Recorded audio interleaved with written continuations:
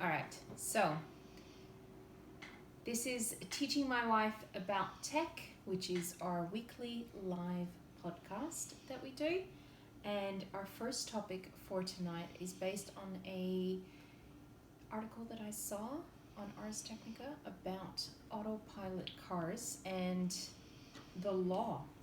So something about Tesla getting into trouble with the law.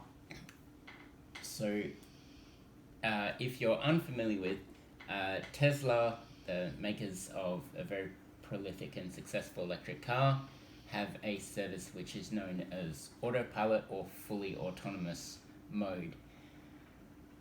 They are currently being investigated by the Department of Justice in America for being deceptive about how autopilot or fully self-driving their self-driving mode is.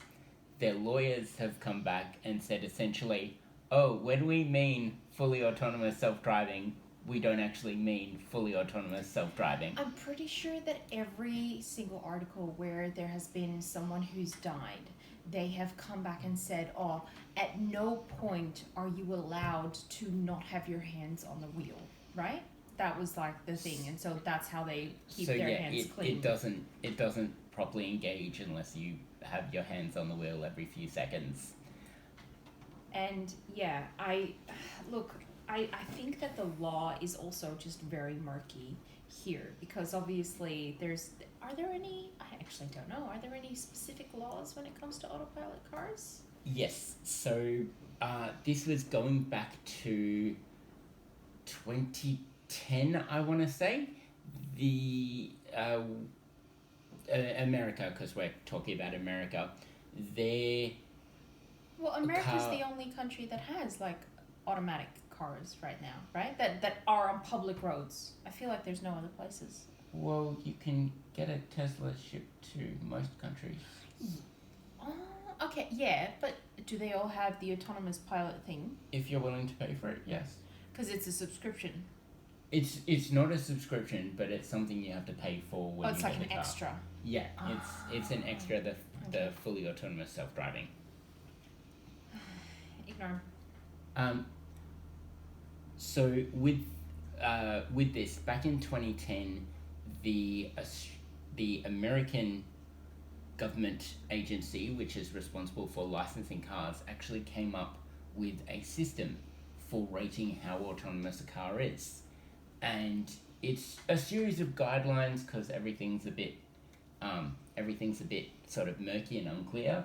But the idea was you could put, a car manufacturer could go to this agency, provide their car, and get it rated on a scale of 1 to 5 of how autonomous it was. And based on the skill of their autonomy. Autonomy. Sorry, that's the word I was looking for. Based on their autonomy, they could get a rating, and that would help sell them to say, oh yes, this is being certified as a rating level 3 or 4. So what certification does Tesla have? I believe it's a 3. So are there cars that have a higher rating? Not that I'm aware. Okay, so the Tesla has the highest. Okay, but the scale. There's a few cars with the highest rating attained.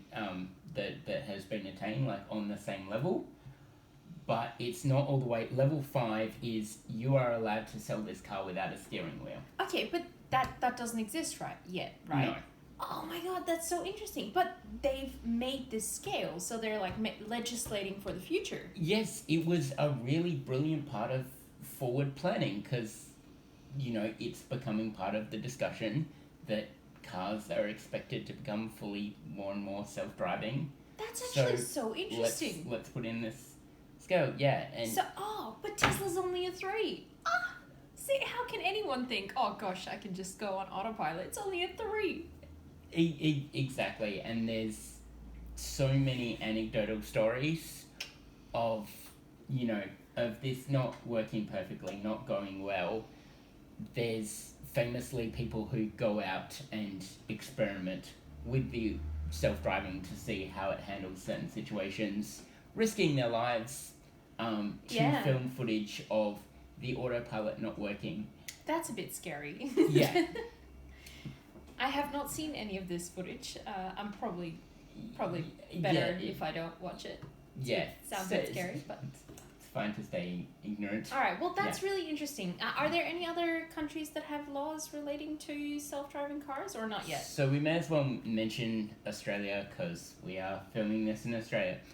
Australia doesn't have as vigorous scale, but they have some early things in the works about doing some similar let's rate and test, but they're being a little bit more cautious and reactive. They're kind of developing their measurement as the technology actually proves itself.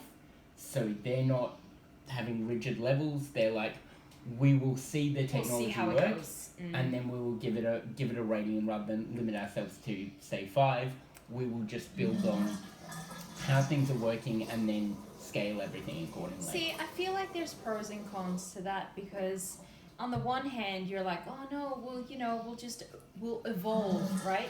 But on the other hand, you're kind of behind at the times already, because it takes a long time for legislation to go through. So it's like, we'll just see how it goes. That kind of, you're already too late by then. But anyway, so my other final question that I had in relation to self-driving cars and just Tesla in general is electric vehicles.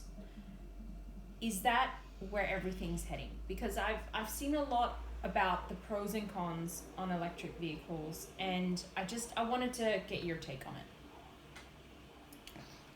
My take, and it's this is the type of very loaded question which can cause all sorts of debate.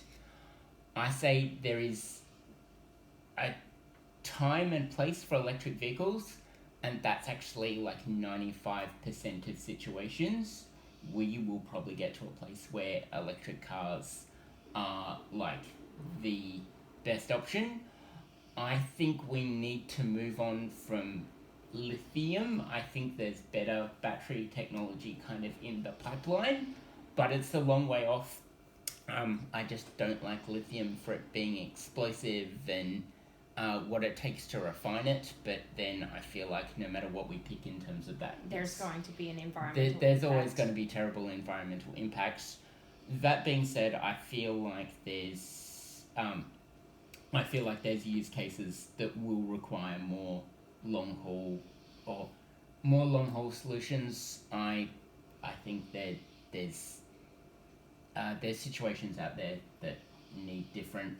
So another alternative to electric cars that I read about was hydrogen cars. So I know that hydrogen cars have been around for a long time, and they used to introduce all these buses and things, and then they stopped doing that. Do you know anything about that? The issue with hydrogen was an issue of scale. Producing hydrogen in the quantity necessary to, say, all the cars in a given city or metropolis, let's get everybody driving hydrogen cars. We don't have the technology to nicely produce that much hydrogen to constantly keep those cars fueled up.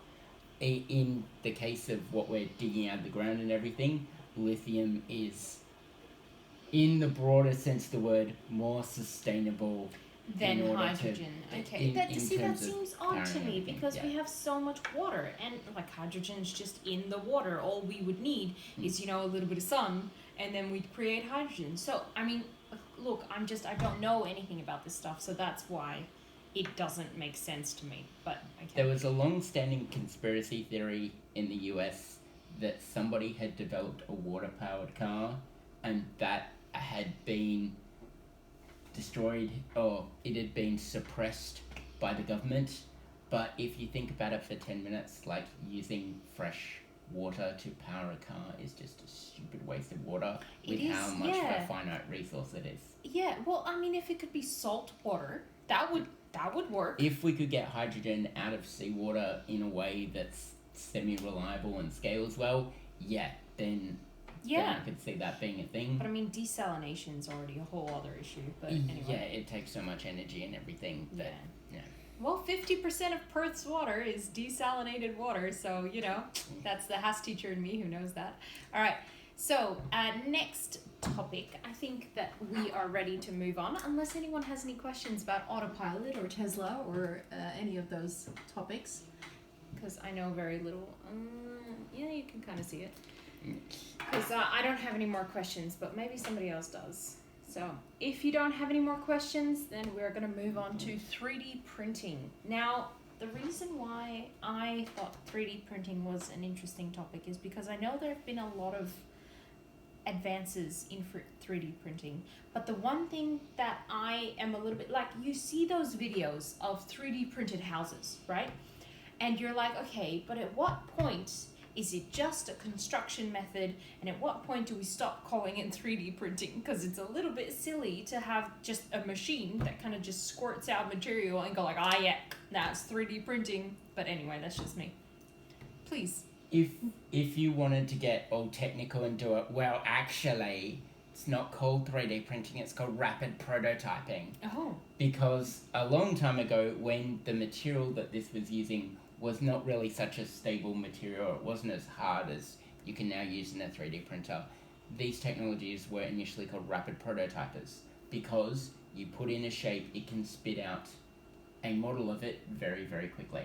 Yes. So it was very good for testing various aspects of engineering projects by just getting you a little plastic piece or a little piece made from the sort of polymer? wax. Yeah, the polymer that it extrudes. It is a construction material. The difference is that if you are 3D printing a house, you can have a house that's all kind of one piece or multiple pieces which slot together easier. It is a construction material. You are right on the money. Okay, so it's just a way to construct It's just a way to construct things. So when we're talking about a 3D printed house, we're talking about a house that you can, break into pieces and put together, and then all of a sudden when you're on site and you're building the house, you've just got to get a bunch of labourers to assemble the house and put it together. You don't need a dedicated bricklayer. So are the labourers 3D printers? Sorry. You don't need a dedicated bricklayer. You don't need somebody there assembling wooden panels and bolting them all together or stapling them all together. The machine does the work for you. You get a simpler material, and you need a less diverse set of roles on site constructing your house. Like the base, the core of it can be simpler and faster. Okay, so I know what we can do now with 3D printing, but where are we going to go? What is the future of 3D printing? Like, what else can we do? 3D printers, as you know or pick up at like the supermarket or a hardware store earlier, they would be running on... Sorry? Yeah. Because I know that 3D printers have been used to make guns. Yes. The famous case of the 3D printed gun, and the stories involving one that like exploded in someone's face and things like that because of... And what, let me guess, it was America and they sued the designer of the 3D gun, or? No, it was somebody trying to rob a bank and they tried to fire it and they had actually poorly assembled it, and... It was user error. It was user error. And that's kind of in the background that anything can be used maliciously. But in terms of 3D printing, it's always about the materials. That's where you get your headlines, and why it pops up every so often is when someone either makes a bigger extruder that can make a larger object at scale faster or more solid, or you have a more interesting material. I think the most exciting thing happening in 3D printing is people getting stronger and stronger metal to be extruded and 3D printed, because suddenly that gives you an option to make something out of steel or metal that's very lightweight and strong and can be assembled in a single piece and doesn't need to be welded or... I struggle with even thinking about how that would work. Like, how can you make a machine that melts metal and then like has it cool down quick enough to be in a specific shape? You mean a blacksmith? Well, yeah, but you know what, a mechanical I know. blacksmith. A mechanical thing, and especially when you're feeding in metal that's on like a reel, that's just like a thin strand that's being wound into a spool, and it's going into a machine, it's being melded, and then precisely cooled in such a way that you actually get a solid object out of it. My brain does not Which compute. is why they're not everywhere yet. They're not like they're not the default option yet. Is because there's still limitations to this, and the process hasn't been perfected yet. We're still working on it. Yeah. Well, I'm curious to see how much we're going to be able to do. I did not know that metal 3D printing was a thing, so that's something I've learned today. Yeah. All right, let's move on from 3D printing into space junk. So my big question about space junk is, what's the problem with space junk, and why is it an issue at all? So space junk is... what is it, first of all? What is space junk? When we go... when people have gone into space, but when I say people, I mean, of course, mainly governments, some private vehicles, but when they've gone into space, stuff gets jettisoned.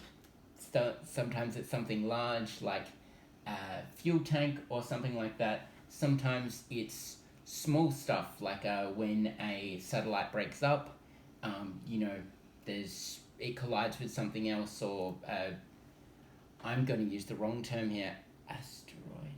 I think that's the wrong one. If a rock floating in through space hits the satellite and breaks it up, you suddenly get small pieces of satellite just sort of floating around. But there's also numerous objects seen like screws and pens and just junk that's floated off. An astronaut has had it and then lost it, and it's gone. So what can we do about it? And why is it a problem? So the big thing is about it being a problem is that when you are trying to leave Earth's atmosphere, you are going at a very, very fast speed, and relative to you, these objects, which could just be, floating in quite a small, stable orbit, will hit you at a very, very fast pace.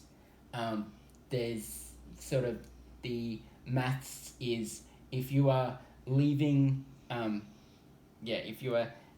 Earth's atmosphere and you collide with an object that's, say, I believe the example I was given was a screw that was 5 centimeters long. That's enough to take out a window of a shuttle or rocket. I'm glad you like it. Yes. And so all this stuff that's just kind of floating around prevents us or makes it difficult for us to leave and launch new things. So, it takes a lot of money and a lot of planning to put a satellite into space, and you don't want your very expensive satellite to be destroyed on the way of space that's been floating there. There is a famous kind of paradox or hypothesis put forward that if we're not careful, we'll have all these old satellites and they'll collide with each other, and we have all this junk in space. There will be so much junk around the planet floating there in a state that whatever we try to launch would get destroyed. We would become stuck on Earth in a bubble of our own making, due to the fact that we haven't been cleaning up our junk. It's a good question. What if this space junk comes back into our orbit? Okay, so a lot of it is actually very, very small pieces. A lot of it would burn up, which is kind of like the two simplest solutions proposed to clean it up, is either pulling it back to Earth so it gets burnt up in the atmosphere, or pushing it away further. But when you've got so many hundreds of millions of objects floating around, you put a net around. So you go on a little spaceship and you have a little net, and then you grab the space junk and you drag it. You are not far off. People are honestly, you read the NASA discussion papers on the space junk problem, and they just go wild and just say, this is such a problem.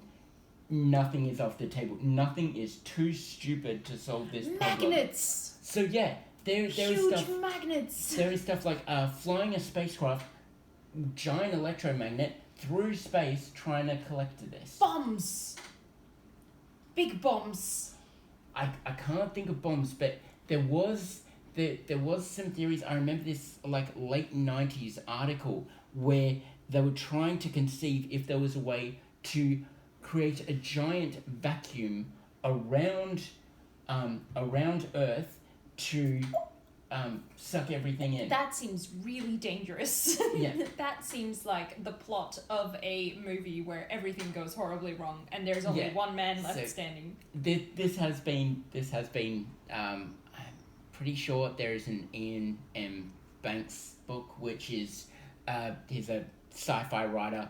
I'm pretty sure one of his novels is dealing with this problem and all the stupid solutions that will be required to fix it or will be attempted to fix it. Wow. Well, I look forward to hearing some sort of update on what they're actually going to do. Because a fun fact, the first time I remember reading about this was my dad showing me an article in the paper, and that was 1996. And they were saying, oh, this is a really interesting problem. We need to do something. And I've read, or you sent me an article today, and the differences between that article I read today and that article that I read, 20 years ago, there's so little difference. Everybody's still just like, huh? Well, what are we doing? What do we do? This is a really hard problem. Everyone's so focused on going to Mars that nobody is focused on the stuff in between, the space junk, right? There's people. I mean, there are satellites, a lot of them to actually get them into space, do have basic controls to perform maneuvers to get around larger pieces of junk that would destroy them. That's a very common thing for when you put a satellite. All right, well, that definitely clarified a few of the questions that I had regarding space junk. All right, moving on to the very last subject of the night is Google has taken a bit of a financial hit. I can't actually remember. Oh, it's something about the earnings report. Actually, the reason why I decided to add this question is because I was curious about how the economy is going to influence, or stifle our innovation. And because that's like a big problem, right? We rely on these big companies like Google to innovate technology for us. If they take a huge hit, they dropped a whole bunch of programs and stuff that they were pouring money into, and now I'm like, oh well, we are so reliant on our economy. I just wanted to chat about it, so please. I don't. There's been a number of large technology companies have announced their earnings this week. They generally all kind of clump together, whether intentionally or unintentionally, and this time, as with most things in the economy, and this is not an economy podcast, I'm sorry if you're looking for biting. I can answer economic questions. I don't know anything about technology, but economy I can. Okay. So I have a degree. A whole lot of companies, so it was Microsoft, Tesla, Google, all announced their earnings, and that all kind of missed expectations, and their stocks slumped, and this is part of the... I saw that Google actually lost 28%. Yeah. That's huge. They were, very largely hit. And to sort of address your question, there's no really good answer. I mean, if we're relying on a private company to provide a service, but that company can't make money anymore or is having trouble making money, and they can't support the things we rely on, then we have to find something else. It says, please tell us again about your economy knowledge. Lachlan loves it when you interrupt him. Thank you. I'm sorry. Well, look, trying not to ruin the topic too much, I find it a little bit shocking because these earning misses in the scale when you're talking about billions, to me they weren't very big. And as you say, these are large companies, a lot of people depend on them. It shocks me that missing a target by 2% or 5% just makes everybody freak out and say, oh, we're pulling our money out. Obviously, that company is going to die in the next 6 months or 12 months. It just shocks me that people treat these large companies that they do it. We've got someone asking, what's your credibility? No, your line of work. So he's a systems engineer. Lead system engineer is my current title. If you want to, break into my life. So he knows things about computers. He works with them every day. Yes. But he's not a programmer or anything like that. No. Just as we'll go on a little tangent. So yes, you've got your programmers. I'm in the infrastructure space, keeping everything up. So making sure that the systems that those programs rely on are... He's the army medic. Yeah, keeping things up, giving everybody flashlights when the power goes out, that kind of thing, that kind of metaphor. Now, so my line of work, and I'm sorry to derail the podcast topic. That's so good. My line of work, it's very interesting. It's actually going through a transition. So if you've been scared about your job being lost to autonomy or apps or anything like that, an interesting thing is happening in my space where the management of keeping servers up, keeping infrastructure up is getting a lot simpler and easier to manage. Cloud services allow really easy deployment of new servers and services. Oh, you think you're going to be automated out? There is this new sort of job or new area that's popped up in the last few years called DevOps. And what this is programmers who have a little bit of understanding of my role. And this means that there are companies out there which get rid of my role and just allow the programmers to manage the systems as well. So my space is becoming a lot more niche. Ooh, okay. And I mean, it's still a long-term thing. I'm not saying my job's going to disappear in the next 5-10 years. You're relevant for now. I'm relevant for now, but yeah, if you're scared about your job being disappeared or transforming, that happens in IT as well. IT is a very even more fickle space in some ways because things get introduced and then die out. Okay, in your opinion, if you wanted to go into IT, what would be the space that you recommend people go into? He does not know that I was going to ask this question, so I'm just... Okay, look, DevOps is a really interesting space. If you want to work at a startup, DevOps is a massively expanding space. So what means what is DevOps? So development operations. Okay. So it is, sorry, acronym. DevOps, development operations. It is being a programmer, but understanding the underlying infrastructure as well, and knowing how to troubleshoot when a server or service goes down, you bring it back up, as well as being the one to actually program and run applications on there. At the moment, no one is going to have... At the moment, being a programmer of a up-and-coming language like Rust or Go... I think is a really good asset. If you've got the mind for a programmer, I don't have those skills. If you can program, learn something that's really commonly used, your Java, your C++, your C, even though they're horrible to work with, they're used everywhere and that will open up your opportunities if you're going into programming. If you want to go into my area, so this is the area you'd go into if you start on help desk, start at support, and then you move into third line support and infrastructure support. Your best starting point is to have an interest fixing your parents' internet when it goes down. You start with that, and then you learn to read error messages and Google error messages, and then you go and you can do a TAFE degree, you can do a university degree, but really you've just got to find, whether you get do those skills. Whether you Yeah. do a TAFE degree or a uni degree, it doesn't really matter in the No. end, because all they care about is your experience. At least that's Yeah. how I've seen it from just multiple people that I know that do the same thing. Yeah. He's got a university degree, but many people that have a TAFE degree TAFE is like college. Well, like It's the one it's the step lower.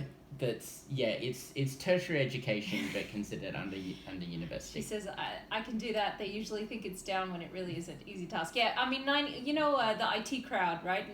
Have you tried turning it off and on again? Like, that's 90% of the lower down jobs. If you're in desktop, it'll be like, is your computer plugged in? Yeah. and then you learn, oh yes, have you tried turning off and on the VM? Have you tried turning off and on the service? Have you tried turning off and on the hyperconverged cluster?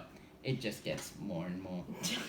It's still checking if it's still rebooting things.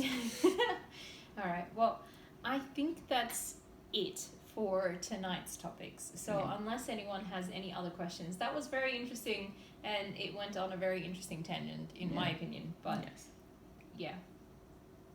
So that's it.